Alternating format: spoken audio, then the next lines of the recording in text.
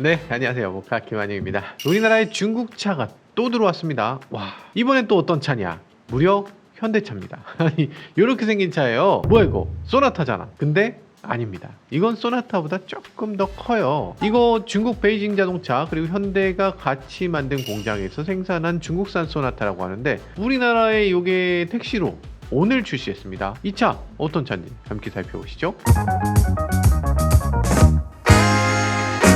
자, 현대차 카탈로그에 보면 이렇게 되어 있습니다. 소나타 택시는 북경 현대기차 유한공사가 중국에서 제작하여 현대자동차가 수입 판매하는 차량임, 이렇게 써 있어요. 그러면 북경 현대기차 요거를 얼핏 들으면 이런 느낌이잖아요. 르노 코리아처럼 한국에 있는 르노 같잖아. 그렇지 않아요? 현대가 북경에 있으니까 북경 현대인가 보다 이렇게 느껴지죠. 근데 그렇지 않습니다. 여기서 북경은 지명이 아니에요. 이건 자동차 회사 이름입니다. 북경 자동차, 현대 자동차가 합작한 회사에서 만든 제품을 우리나라에서 수입 판매한다, 이런 얘기예요. 여기서 북경 자동차는 요 회사 BAIC라고 하는 요 회사를 북경 자동차라고 합니다. 그러니까 BAIC 현대라고 해야지 맞지. 그걸 이렇게 묶어서 마치 그냥 북경이 지명인 것처럼 이렇게 혼동되기 쉬운데 사실은 그렇지 않습니다. 자, 그러면 아니 갑자기 현대가 왜 중국산 차를 한국에 가져오나, 요거 좀 이상하죠. 지금 생각해보면 그럴 수밖에 없기도 합니다. 왜냐면 국산 중형 택시 한 대도 없어요. 아니 없어? 지금 길에 다니는 거 다 중형 택시인데? 중형 택시 아닌 게 있나? 그 중형 택시들 가만 생각해보세요. 진짜 오래됐죠. 이게 새 차가 없어. 지금 K5 이런 거 단종된 지 몇 년 됐습니다. SM5 택시는 더 오래됐어요. 그래서 지금 중형 택시 나오는 게 유일하게 LF 소나타였는데 그 LF 소나타가 작년에 단종됐죠. 우리나라에서 LF 소나타 택시 계속 팔리는데 그걸 왜 단종해요? 라고 하니까 한 달에 2,000대 팔리는데 2,000대를 위해서 라인을 그냥 유지할 수가 없다. 2,000대면 단종할 수밖에 없는 거다 라고 얘기를 합니다. 그래요? 그러면 아반떼는 왜?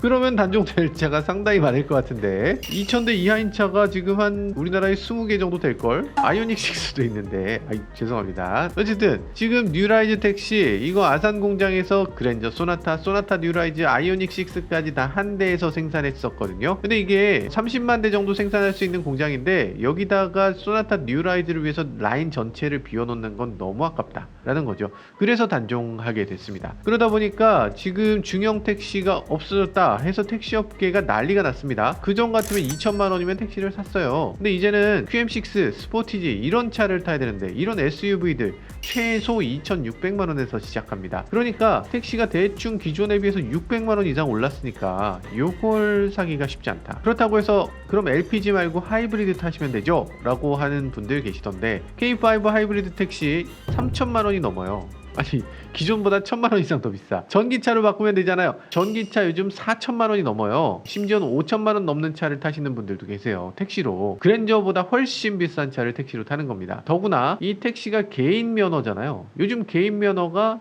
1억이 넘습니다. 그러니까 길 가다가 개인 택시 운전사분들 아이오닉 타는 거 보시면 이분은 적어도 1억 5천만 원 이상을 깔고 앉아 계신 거야. 이게 만만하게 올 일이 아닙니다. 아무튼 그러다 보니까 지금 신차로 택시를 구매할 차가 없어요. 중형 택시가 하나도 없습니다. 그러다 보니까 현대가 소나타를 그냥 해외에서 들여오면 되겠다 라는 생각으로 중국에서 가져온다고 하는 거죠. 때마침 중국에서는 굉장한 어려움을 겪고 있죠. 중국의 현대차가 얼마나 많이 진출했나요? 중국의 현대차 공장이 무려 5개가 있었습니다. 기아차 공장 1개, 이렇게 6개 공장을 중국에서 돌리면서 중국을 사상 최대 시장으로, 중국 시장을 현대기아의 최고 시장으로 만들려는 노력을 기울였어요. 근데 실제로 잘 됐나?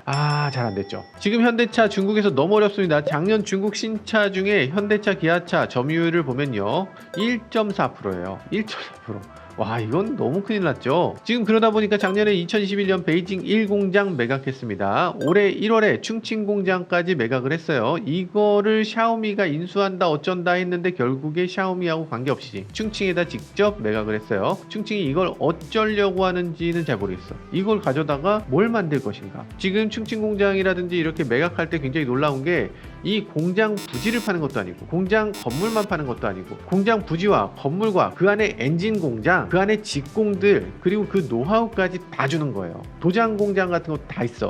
그러니까 그냥 턴키라고 얘기하죠. 키를 갖고 가서 딱 키를 돌리면 바로 차가 쭉쭉쭉쭉 나오는 그 공장을 파는 거예요.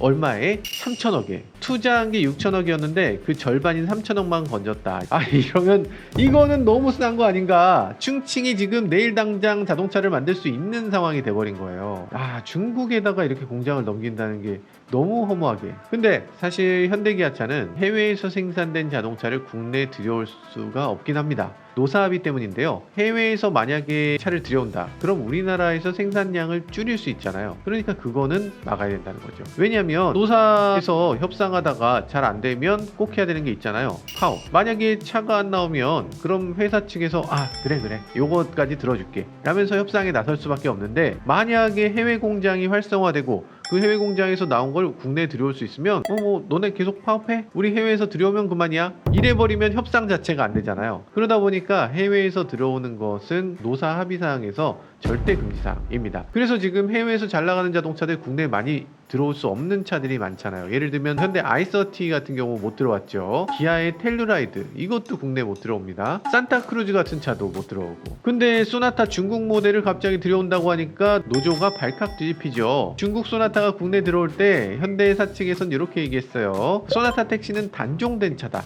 그렇기 때문에 단체 협약에 위반되는 게 아니다 라고 했었거든요. 그러면은 이 LF 소나타가 들어온다는 건가 했는데 아니었습니다. 디자인이 바뀌었고 게다가 심지어는 페이스리프트까지 한 요 모델이 들어온다는 거예요. 우리나라에서 파는 신형 소나타, 완전 새로운 소나타 D 엣지 요거랑 거의 똑같이 생긴 차가 들어온다는데 이게 어떻게 구형이냐. 외관 디자인이 이렇게 똑같고 실내도 완전히 똑같고 CCNC 들어가고 이거를 구형차라고 할 수 있나. 물론 이 차에 다른 점이 있긴 있다고 합니다. 살짝 애매한데 어쩌면 우리나라 소나타보다 더 좋을지도 몰라요.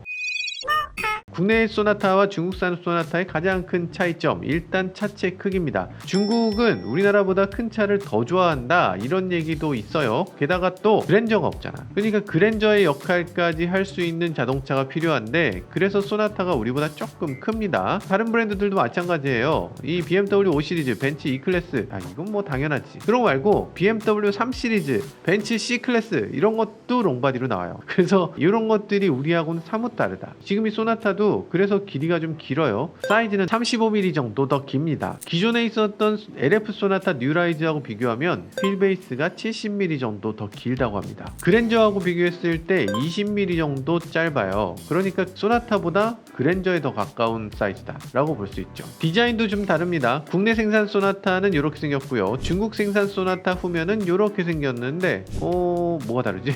다른가요?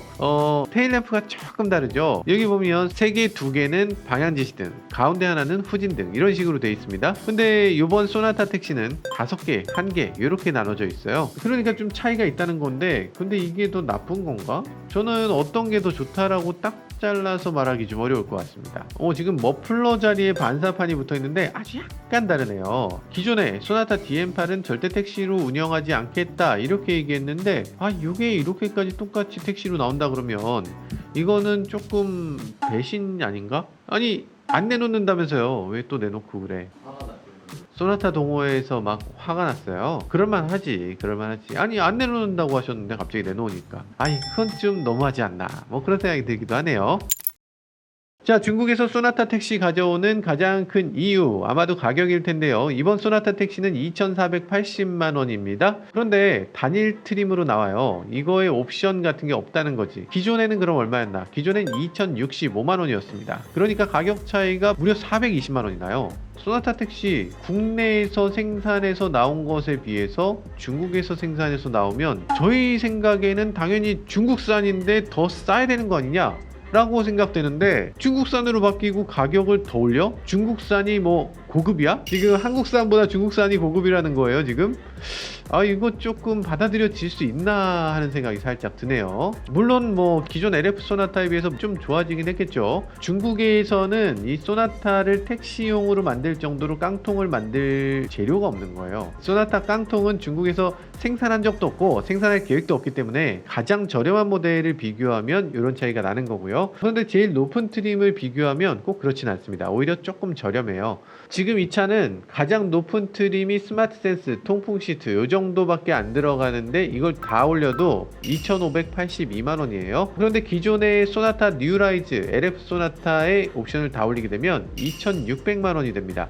그러니까 LF 소나타에 비해서 옵션을 높이고 나면 20만 원 정도 저렴한 건 맞는데 중국에서 나오는 걸 감안하면 기대보다 그렇게 저렴하진 않다. 그렇지만 기존 LF와 비교했을 때 가격이 비슷하다는 거고 DN8 소나타하고 비교하면 가격이 400만 원 정도 저렴합니다. 2천만 원대 자동차에서 400만 원이니까 상당히 저렴한 거죠. 그럼에도 몇 가지 기능들이 조금 추가됐습니다. 여기 보면 택시 표시 등이 독특하게 이렇게 만들어진다고 해요. 이게 스마트 택시 보조 등이라고 되어 있는데 차량의 가운데 이 머리 한가운데에다가 택시 등을 다는 게 아니고 이렇게 가장자리에다가 단다고 해요. 요거는 아주 재밌습니다. 기존에는 택시 등을 달려면 무조건 천장을 뚫어야 됐어요. 그러면 그거 천장 일단 뚫었는데 가격이 폭락할 거 아니야. 근데 지금 이거는 스마트 택시 등 이렇게 붙이게 되면 차체를 뚫는 게 아니라 차체 가장자리에 고정했다가 필요할 때는 제거할 수 있습니다. 평소에는 요거 제거하고 자가용처럼도 탈 수 있는 거고, 그리고 만약에 이 차를 타다가 나중에 택시가 아닌 일반 차로 팔겠다 라고 하면 요걸 빼고서 바로 팔 수 있는 거예요. 그럼 차체에 구멍이 안 뚫려 있으니까 그만큼 손해를 최소화시킬 수 있다 라는 거죠. 그 위에 그래픽을 보면 하차, 택시 이런 식으로 디스플레이로 글씨가 나타나는 모습도 보여지고 있어요. 그리고 여기 또 특이한 점이 하나 있습니다. 여기 프로젝터가 내장되어 있는데요. 이 프로젝터가 아래쪽을 향해서 불을 비춰준다고 해요. 그래서 여기 뭐가 되냐면 차가 서면 여기 문이 열리기 전에 차 내릴 거다 라고 해서 바닥에다가 스톱 사인을 이렇게 비춰준다고 해요. 그럼 여기 지나가고 있던 오토바이나 자전거 이런 사람들이 지나가다가 이제 문 열릴 거구나 라고 생각해서 멈춘다는 거죠. 아주 좋은 아이디어인데요. 이거 택시용품 업계하고 뭔가 협업을 했다고 하는데 어쨌든 아이디어 자체는 좋은 것 같습니다. 근데 이렇게 생긴 차를 봤을 때 이걸 우리가 택시로 인지하려면 시간이 좀 걸릴 것 같긴 해요. 가운데 이런 거 택시 마크 있어도 저거 택시인가 아닌가 요즘 헷갈리는 차들 좀 있는데 요 정도면은 아예 못하지 않을까? 그리고 안전사양을 보면요, 일반 모델하고 동일한 숫자의 에어백이 기본으로 들어갑니다. 기존의 뉴라이즈 같은 경우는 사이드 에어백, 무릎 에어백 이런 거는 옵션으로 뺄 수 있었거든요. 그래서 택시는 사이드 에어백이 없는 경우가 대부분이었는데, 그런데 이제는 사이드 에어백도 기본으로 들어가게 되네요. 그리고 차로 유지 보조, 차선 중앙 유지 보조도 기본으로 적용됩니다. 어댑티브 크루즈,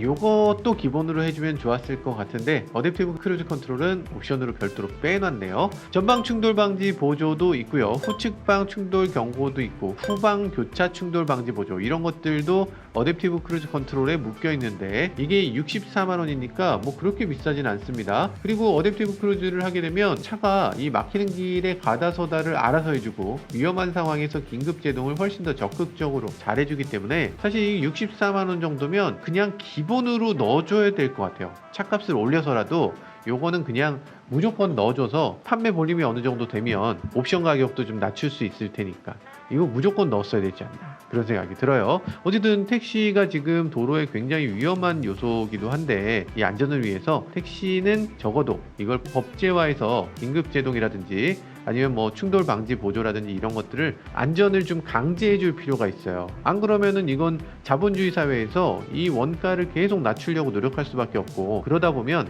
안전은 등한시할 수밖에 없으니까 법이 작동돼야 되는 부분은 바로 이런 부분 아닌가 라는 생각이 드네요. 자, 소나타 택시에도 원형 본배가 들어갑니다. 여기 트렁크 하단에 보면 LPG 탱크가 들어가는 거 이렇게 된다는 거죠.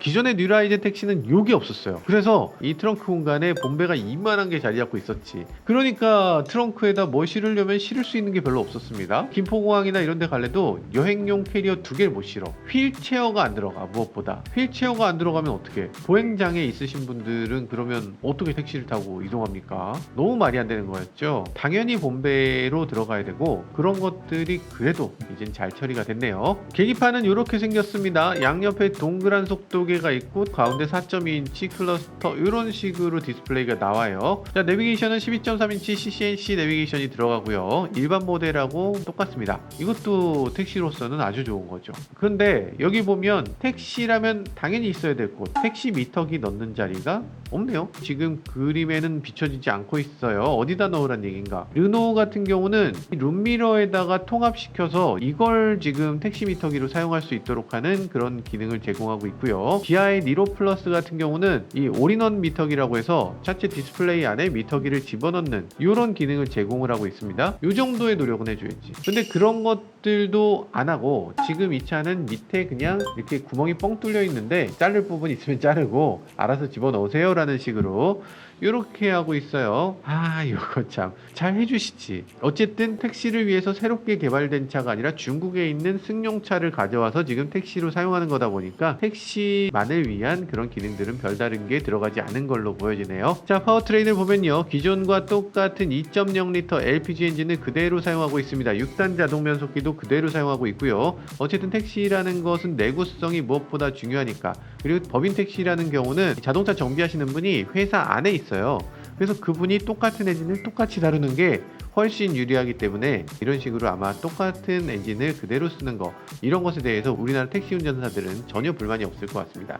그런데 6단 자동 변속기는 요것 좀 이제 8단 넣어줄 때도 되지 않았나? 뭐 그런 생각이 들기도 하는데 모르겠습니다. 일단 내구 테스트에서 중점적으로 바라봤다고 해요. 기존에 비해서 내구 테스트를 2배 강화했다고 합니다. 확실히 고장은 안 난다, 이런 얘기죠. 자, 146마력에 19.5kgm의 힘을 낸다고 하는데 이 정도면 기존하고 똑같은 거고 뭐 사실 큰 불만은 없을 것 같아요. 출력을 높이기보다는 아무래도 연비 그리고 내구성을 중요하게 보는 게 택시 파워트레인은 맞는 것 같아요. 연비는 기존엔 9.4km/L였는데 이제는 9.5km/L. LF보다는 조금 좋은데 국내에 판매되고 있는 DN8에 비해서는 연비가 조금 안 좋다고 해요. 타이어에 대해서도 얘기가 있는데요. 기존에 비해서 내구성이 20% 강화된 타이어를 쓰고 있다. 그리고 넥센 타이어를 쓰고 있다. 이렇게 돼 있는데 일단 택시에선 내구성이 중요하니까 그런 것도 언급하고 있는 것 같네요. 그리고 여기에 중요한 멘트를 하고 있습니다. 뭐냐면 이 차가 중국에서 만들어지는 차지만 구매부터 출고, AS까지 모두 내수 생산차하고 동일하다, 이렇게 따로 언급돼 있어요. 중국 차라고 해서 막연히 이거 AS가 어려운 거 아니냐,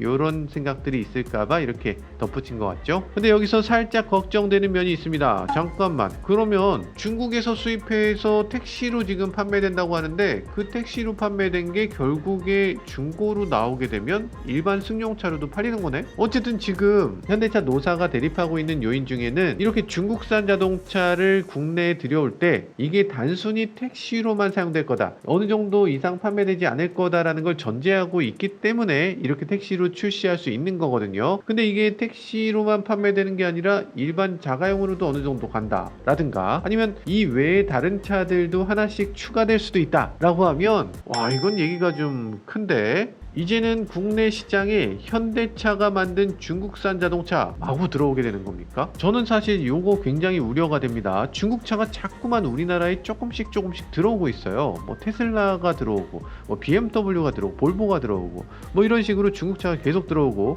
올해는 비아디도 들어오고, 심지어는 현대차까지 들어와요. 중국차가 들어왔을 때 정말 형편없는 물건이라는 걸 우리가 대번에 딱 이렇게 느끼게 되면 그럼 사실 이건 전혀 걱정할 일이 없죠. 근데 문제는 중국 차들의 품질이 우리 기대보다 높다는 거예요. 뭐 탈만해. 지금 테슬라 같은 경우에 미국 생산 버전하고 중국 생산 버전 중에 중국 생산 모델이 훨씬 더 품질이 좋다고들 합니다. 이게 무슨 일인가? 지금 현대차도 이걸 택시로 내놨을 때 여러분들, 야, 중국산은 내가 어떻게 믿어? 중국산 소나타 택시는 난 절대 안 탈 거야 라면서 안 타실 거예요? 타보면 의외로 또 내부도 분명히 기존 LF 소나타보다 무조건 좋거든요. 단차라든지 이런 것들도 아마 LF 소나타보다 훨씬 좋을 겁니다. 일단 디자인이나 세대 자체, 이 단차 관리 자체가 기존보다 한참 업그레이드 됐기 때문에 이 택시라는 건 또 누구나 타는 거잖아요. 정말 많은 사람들이 택시로 중국산 자동차를 접했을 때 이거 생각보다 좋네, 중국차에 대해서 우리가 그렇게 걱정할 건 아니네 라는 마음이 들게 되면, 그럼 다른 중국 자동차들이, 중국 브랜드들이 국내에 들어왔을 때 그거 마음의 빗장을 열고 그냥 받아들이게 되지 않을까, 그런 생각이 듭니다. 사실 한국인 중에 중국 물건이 마구 들어오는 거, 이거 좋아하시는 분 한 분이라도 있을까? 하나도 없겠죠. 저도 당연히 마음에 안 듭니다. 그런데 분명한 건 중국차가 결국에 우리나라에 들어옵니다. 그리고 우리나라에 들어오지 않더라도 현대차가 차를 많이 팔아야 되는 시장, 미국이나 유럽 시장에 중국차가 현대차의 파일을 일정 부분 가져갈 수밖에 없어요. 지금 가전에서도 비슷한 일들이 있었잖아요. 이 삼성전자, LG전자 요즘 TV 만들 때 어느 나라 패널 씁니까? 뭐 우리나라 패널 물론 쓰지만 조금 저가 모델 같은 경우는 중국의 경쟁사 BOE 패널을 갖다 쓰기도 하고, 중국의 메이디 같은 데다가 ODM으로 제품을 생산하는 것도 굉장히 많죠. 중국 TV, 중국 가전들 지금 우리나라 사람들 아무렇지도 않게 거리낌 없이 사다 쓰잖아요. 이제는 LG 삼성 아니라 TCL TV를 사는 거에 그렇게 거리낌이 없잖아. 이런 상황, 이런 것들 지금 가전만의 문제일까? 지금 이렇게 밀려드는 중국차, 이거 중국차는 안 돼! 라면서 법적으로나 정치적이나 아니면 뭐 비관세 무역 장벽을 쳐서 막연히 막아낼 수 있을까? 안 되죠. 그것보다는 우리가 중국 제품에 대해서 그 장단점을 빠르게 파악하고 그것보다 더 경쟁력 있는 제품을 만드는데 집중해야지만 우리나라 내수 시장도 지켜내고 미국 시장, 유럽 시장, 그리고 심지어 중국 시장까지 들어가서 우리 물건을 제대로 팔 수 있는 그런 제품을 만들 수 있는 게 아닐까 생각해 봅니다. 타조처럼 눈 가린다고 해서 적이 사라지는 게 아니잖아요. 지금 중국차 상당한 위협이 되고 있는데 이럴수록 눈을 똑바로 뜨고 중국차에 대해서 더 자세히 알아야만 이 문제를 해결할 수 있을 거라고 생각됩니다. 지금까지 저는 모카 김한용이었습니다. 감사합니다.